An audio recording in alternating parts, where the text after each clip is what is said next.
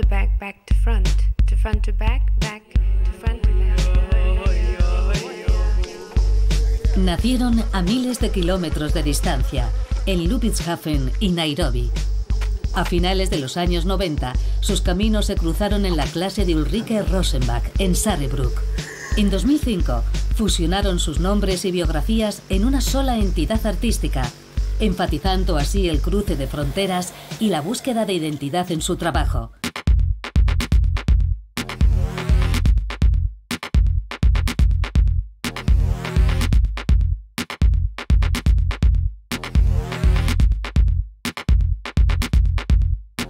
Después de haber expuesto en museos internacionales y en las bienales de Venecia, La Habana y Dakar, el Centro Atlántico de Arte Moderno de Las Palmas presentó en 2020 su primera exposición en España. Comisariada por Simone Jamy, Close by Between Us muestra la visión del dúo keniata-alemán sobre la unificación y la pacificación de los contrastes: femenino-masculino, africano-europeo, negro-blanco, frente a las políticas de la diferencia. Esta noche en Metrópolis, Mwangi Hutter.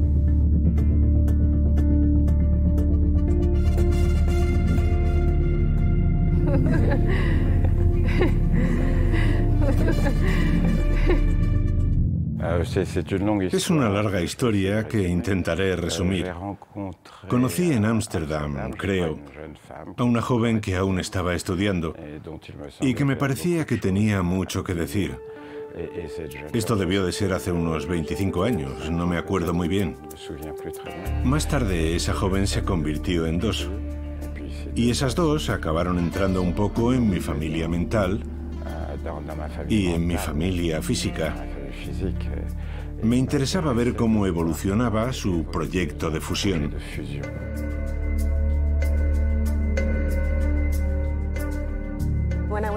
Cuando era pequeña quería ser escritora. Vivía en Kenia y mi lengua materna era el inglés. Pero de adolescente me fui a vivir a Alemania y perdí mi idioma. Tuve que dejar de hablar inglés y hablar en alemán. Y sentí una especie de ruptura con la palabra escrita y hablada. Esa experiencia de no ser capaz de comunicarme me animó a buscar otras vías para expresarme. Y cuando acabé el instituto decidí estudiar diseño en un principio, porque en mi familia no había artistas. Era un primer paso hacia una carrera artística. Entonces conocí a Ulrike. Ulrike Rosenbach fue una gran mentora para los dos. Recuerdo que la conocí en un curso. Me miró y me preguntó, ¿qué estás estudiando aquí? Y le dije, en realidad estudio diseño, pero hacemos mucha pintura y mucho dibujo. Y me dijo, tú no eres diseñadora, tienes que venir a mi clase de Media Art. Así que fue ella quien me arrastró a ese mundo, y ahí fue cuando empecé a estudiar en serio performance y vídeo. Back to front to back, to front, front to back, back to front to back, back to front to back.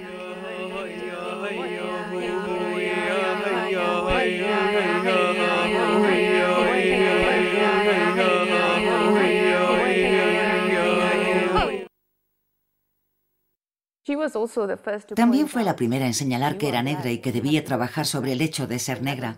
Aquello me marcó mucho, porque llevaba 4 años viviendo en Alemania y en todo ese tiempo había tenido muy presente la negritud y el hecho de ser africana. Sentía que me había vuelto africana al mudarme a Alemania, porque antes en Kenia vivía en una cultura muy diversa. Y cuando me dijo eso me sentó como si tuviera que cargar con una gran responsabilidad, porque además era la única estudiante negra en esa universidad.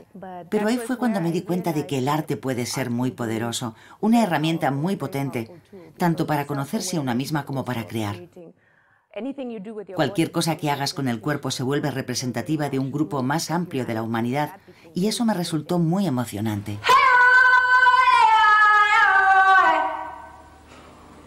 Y nos conocimos en la clase de Media Art. En aquel momento, la performance y el vídeo estaban muy relacionados. Y el cuerpo era el medio central o el medio de expresión para la representación. también en el enfoque de Ulrike Rosenbach.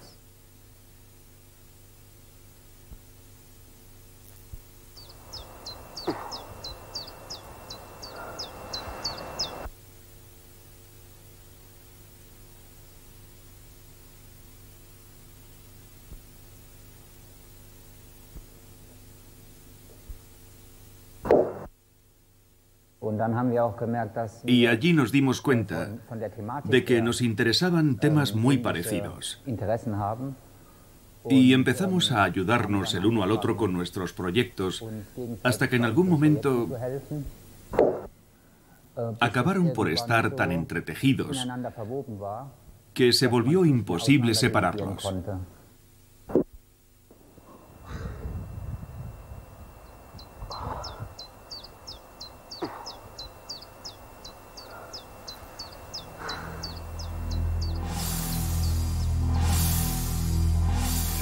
Tal vez sea algo que los ha atraído hacia el otro como artistas. El ver que ambos exploraban unas prácticas similares. Unas prácticas que yo llamaría positivo-negativo, en el sentido fotográfico de los términos. Han conseguido crear una emulsión que ha permitido que esas dos prácticas se conviertan en una. Los temas socialmente relevantes, temas como el racismo, fueron realmente relevantes para mí desde el principio. Y no tardamos en encontrarnos en torno a ellos. A mí personalmente el tema del racismo, el blanco y negro, a pesar de no verme directamente afectado, siempre me ha preocupado.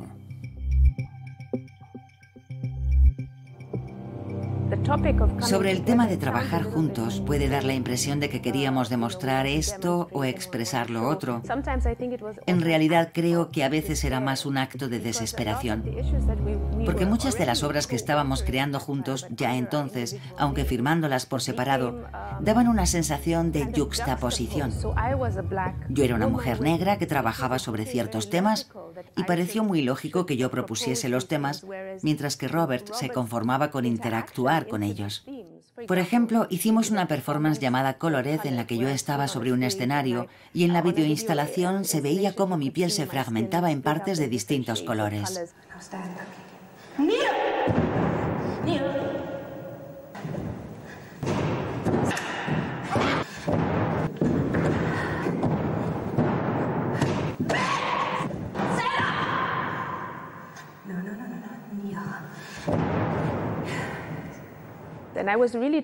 Intentaba sentir realmente lo que significa que te exploten, o qué significa ser, qué es discriminación, qué es la esclavitud.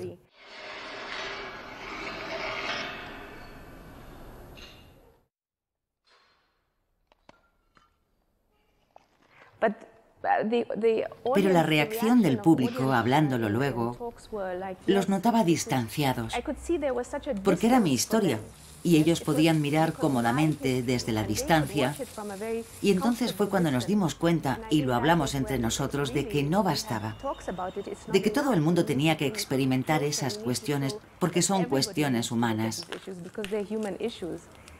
Da igual que seas un hombre blanco o una mujer negra.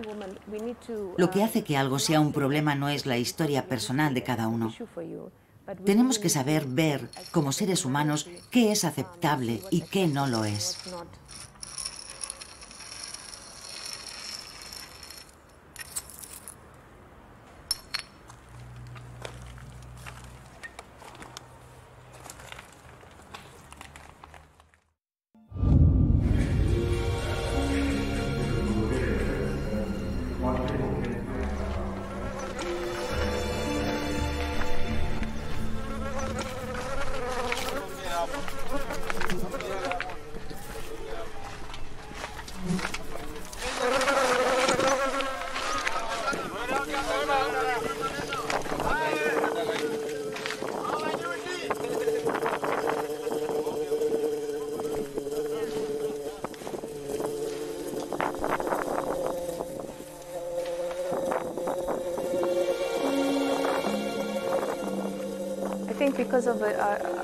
Creo que debido a nuestro contexto alemán, la cuestión de la diferencia y de cómo integrar las diferencias ya estaba presente entonces. Es un tema del que se hablaba entre los estudiantes, aunque en la mayor parte de los casos no iba mucho más allá del interés inicial por ese concepto. Pero creo que en nuestro caso, nuestra relación nos permitió vivirlo concretamente y llevarlo más lejos. Creo que muchos de los temas sobre los que trabajabas entonces tenían que ver también con un intento de apropiarte de ciertos temas desde una distancia. En el caso de la violencia, por ejemplo, te interesabas más por la violencia en los medios que por la violencia concreta que se ejerce sobre los cuerpos. Así que nos interesamos por la cuestión de ver lo cerca que estábamos de los problemas y cómo podíamos acercarnos aún más a ellos.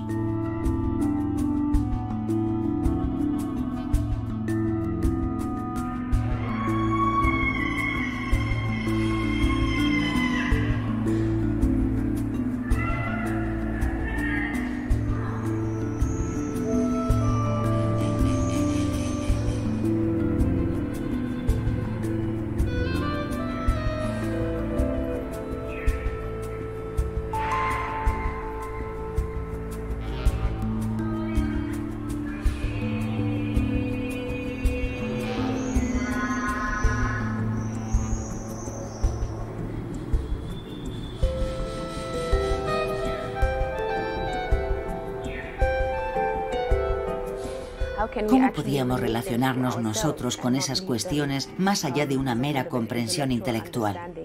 Es algo de lo que hablábamos mucho. Buscábamos la manera de hacerlo todo más real, de propiciar cambios reales en la sociedad. Creo que a raíz de esas primeras obras nos fuimos embarcando en un proceso de modificación del yo, de trabajo sobre el yo, y más allá, de trabajo sobre nuestras relaciones más inmediatas, la nuestra como pareja, la relación con nuestros hijos, con el medio ambiente, o sea, que se ha dado una especie de expansión. Creo que el cuerpo como pantalla, el cuerpo como lienzo en blanco, es algo que evidentemente les ha atraído. A partir de dos lienzos diferentes que tenían, han creado un tercer lienzo, que son ellos dos.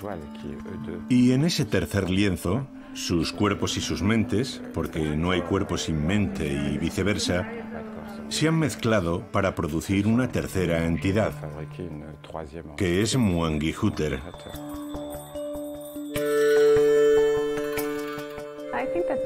Creo que el cuerpo tiende a ser el material más directo y más fácil del que partir, porque tienes la sensación de que te pertenece.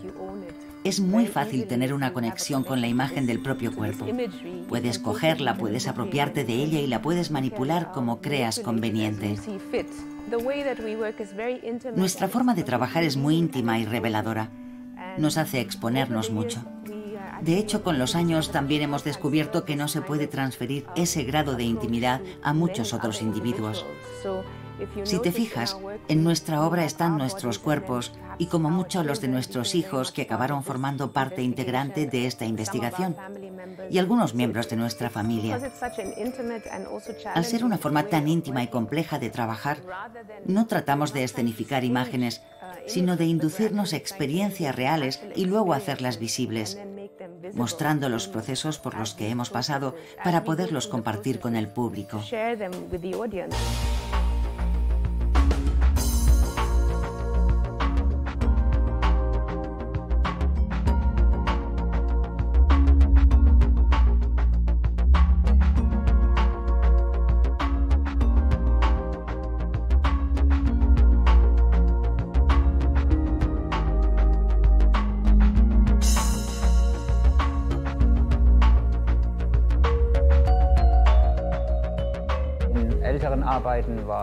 En trabajos más antiguos estaban muy presentes el cuerpo y las heridas.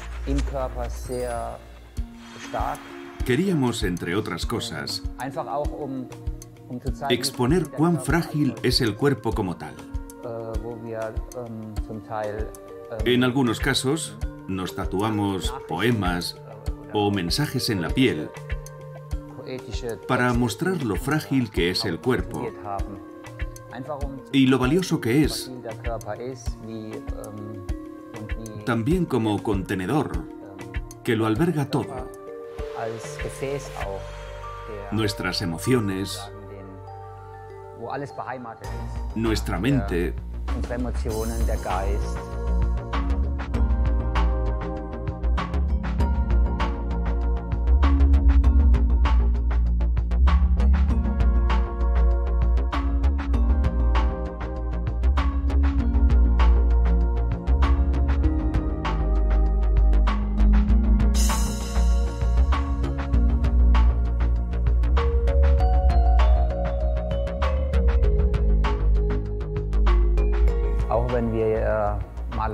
incluso cuando mostramos pintura, el cuerpo juega un papel importante. Y el proceso de trasladar la pintura al lienzo es también un proceso muy físico, muy corporal. Y ese proceso también lo queremos representar. Hemos trabajado mucho con huellas dactilares, por ejemplo, donde nuestras dos huellas dactilares acaban por volver a formar un cuerpo.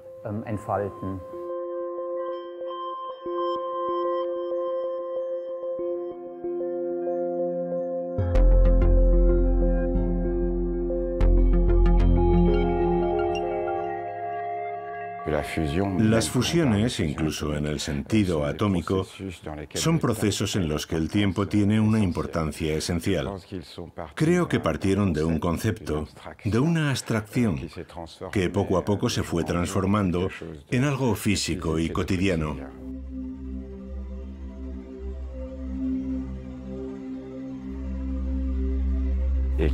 Y también se han dado cuenta de que, como dúo, eran capaces de producir ecos, de producir notas que, como solistas, no habrían podido obtener. Ocurre esa cosa que tanto le gustaba a Johann Sebastian Bach, el arte del contrapunto. El contrapunto tiene un efecto formidable, y es que una nota te pide otra nota en la que no habías pensado necesariamente.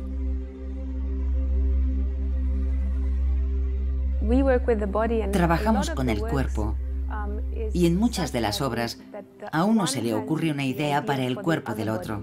Es decir, que se pueden usar los ojos del otro para crear imágenes y temas y también conflictos en los que nunca pensarías para ti misma, bien porque te parece demasiado fácil o porque te parece demasiado lógico.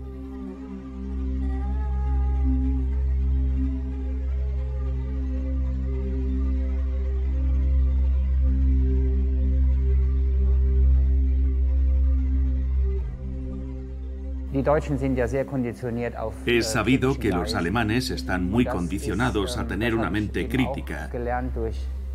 Y una cosa que he aprendido a través de nuestra colaboración es que el pensamiento crítico puede adquirir tal peso que acaba inmovilizándote. Y entonces la creatividad se extingue. Para mí ha sido muy importante aprender que, a partir de cierto punto, conviene parar de dar de comer al pensamiento crítico. Si no nos lleváramos tan bien, sería imposible hacer esto. Es decir, que el amor es un aspecto importante en nuestro trabajo. De hecho, si no nos amáramos, no podríamos realizar el tipo de trabajo que hacemos. Pero también hemos pasado por fases difíciles. Es normal. Somos seres humanos, con todas nuestras cualidades, pero también nuestras debilidades, las cuales, por supuesto, surgen a menudo durante el proceso creativo. Pero el sobrellevar eso también forma parte de ese proceso. Pero vale la pena. Podemos verlo en nuestro trabajo. Vale realmente la pena pasar por todos estos procesos, porque al final siempre sale algo bueno.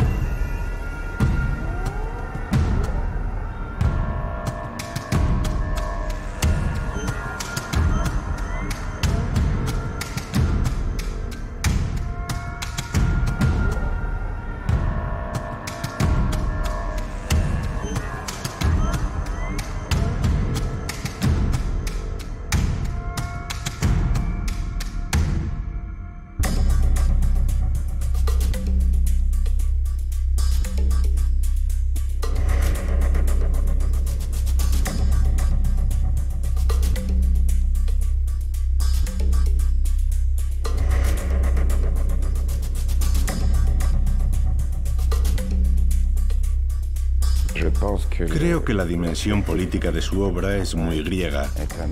Es una reflexión sobre quiénes somos y qué papel desempeñamos en la sociedad. Es una política sobre la ciudad.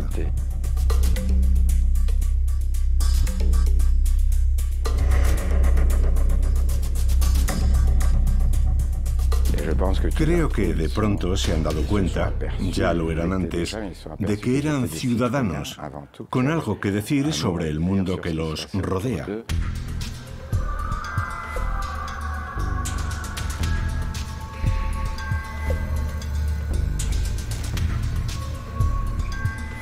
Todo el mundo debería darse cuenta en estos tiempos convulsos, con gente como los de Vox aquí. En Francia tenemos a las Le Pen, a gente como Erdogan, etc. Todo el mundo debería darse cuenta de que la política es ser, manifestarse, no de forma abstracta e intelectual, sino con el propio cuerpo, es decir, también con el alma, que son más o menos las únicas cosas de las que podemos estar más o menos seguros.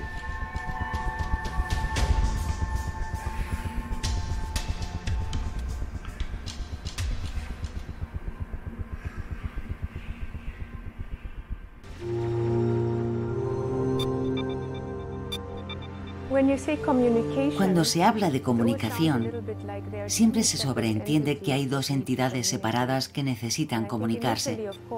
Y creo que en principio, claro, ese fue el proceso. Mucho negociar, mucho buscar el camino, la vía. Pero en un sentido más profundo, lo que tratamos de descubrir para nosotros mismos y para exteriorizarlo o encarnarlo es el ser uno.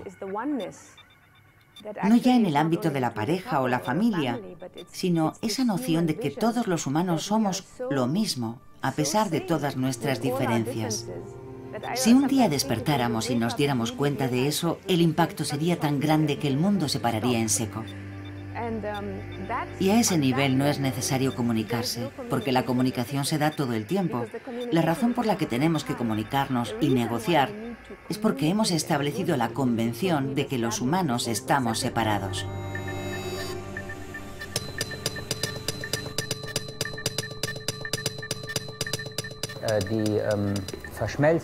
La fusión de estos temas, el blanco y negro, el racismo, la discriminación y su disolución a partir de precisamente esa fusión, no solo como conceptos, sino en nuestros propios cuerpos, siempre ha sido un objetivo importante y sigue siéndolo hasta hoy. Demostrar y hacer tangible y presente en nuestras dos apariencias, por así decirlo, que hay un camino de pacificación o de liberación de este dualismo. Pero lo que nos ocurre es muy especial. Tiene que ver con esa dualidad, con la superación de la dualidad. Ha sido una revelación muy importante. Nuestras primeras obras sobre el racismo, los problemas que examinamos, incluso en nuestro propio entorno, nuestras familias, nuestros padres, nos llevaron a plantearnos una pregunta. Con todo el esfuerzo y dedicación que ponemos, ¿por qué fracasamos? ¿Por qué fracasamos una y otra vez? Hay algo más profundo y que va más allá de los discursos políticos partidistas, de los discursos sobre la igualdad. Hay algo muy fundamental que no estamos pillando cuando hablamos y teorizamos sobre las cosas.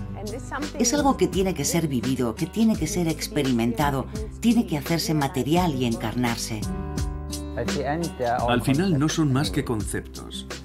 Y cuando te das cuenta de que la mente puede crear esos conceptos, comprendes que también puedes deshacerte de ellos, pasar de ellos.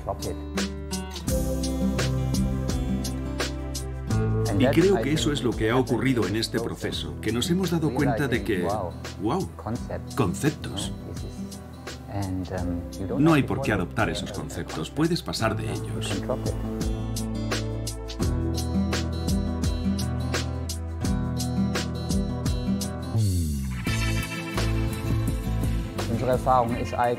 Nuestra experiencia es que a veces, cuanto más alejadas están las ideas, más intensamente se juntan al final. Y esto es algo que en realidad no puedes controlar. Es como magia. Es como un regalo. La magia. La magia es algo complicado. Creo que hay magias espectaculares y magias cotidianas.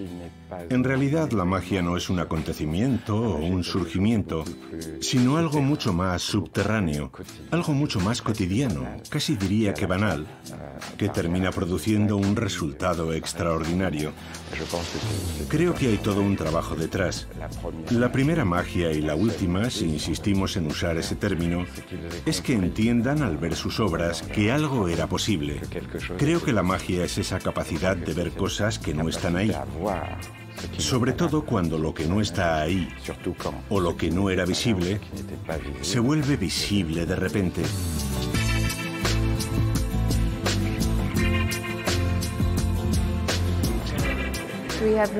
Llevamos ahora 25 años juntos y es muy emocionante pensar en todo lo que nos puede aportar este viaje, cómo nos permite modificar nuestra forma de ser.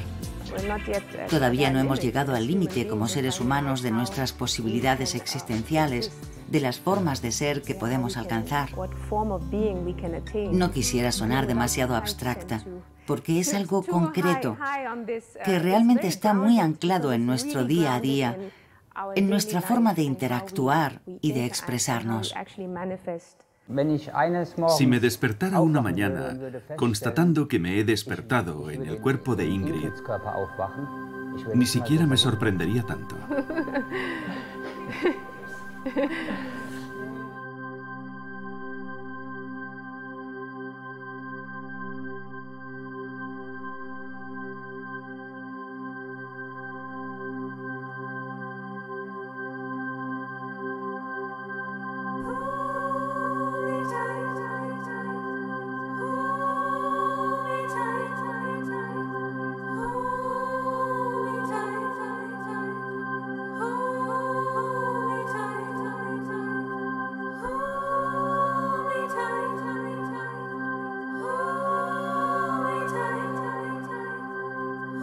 En la exposición hay una obra que se llama The Act of Leaving the Body, que es una especie de visualización de cómo nos marchamos juntos a un espacio diferente. Puede ser en vida, pero también en el momento de la muerte, ya veremos. Podría ser un ejercicio diario, pero sí, la idea es adentrarnos en ese terreno.